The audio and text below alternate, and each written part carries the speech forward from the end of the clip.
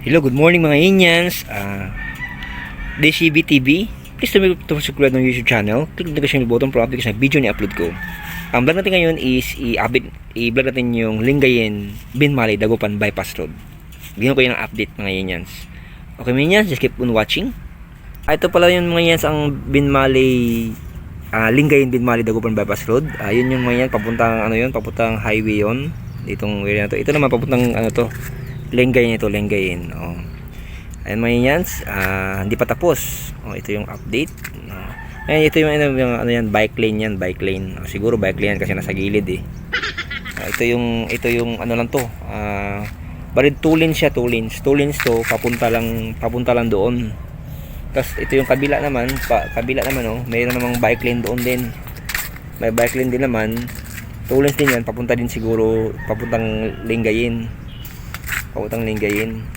Ayan, ito naman papuntang Dagupan. Mga Inyans, itong way na to.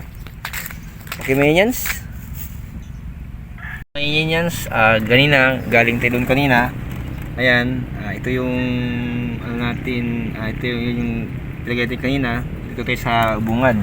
Ito mga Inyans, ito yun. Ayan. Siguro itong na to, tubig na yan, tatawirin yung dyan yung kalasada. Kasi andun yung dugtong niya. Titignan natin yung dugtong niya mamaya. Papuntang Dagupan naman yung dugtong niya.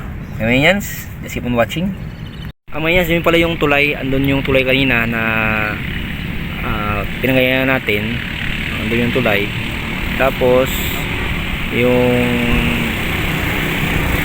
andun siya. Mga Inyans, yung tulay. Ayan.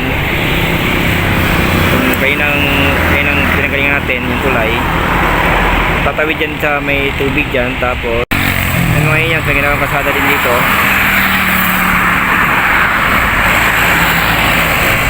Yung mga Inyans, yung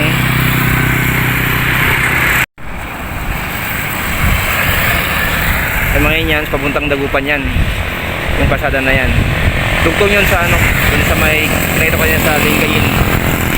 Ito dugtong to kasi papunta ka ng Dagupan ngayon, dito ka dadaan papunta doon. Papunta ka naman ng Lingayen, dito ka rin dadaan. Pero ngayon ito, pag natapos to, galing doon sa Dagupan, pwede nang dumaan doon sa pinagita kong kalsada. Dito pwede nitong tumawid. Ito yung bypass road para hindi na pupunta ng pwede nang hindi dumaan dito papunta ng Dagupan, pwede na lang hindi pupunta dito. Merong option na daan dito. Okay, itong papuntang Dagupan dito at papuntang Lingayen, may option yung mga motorista. May option yung may option sila kung saan sila dadaan.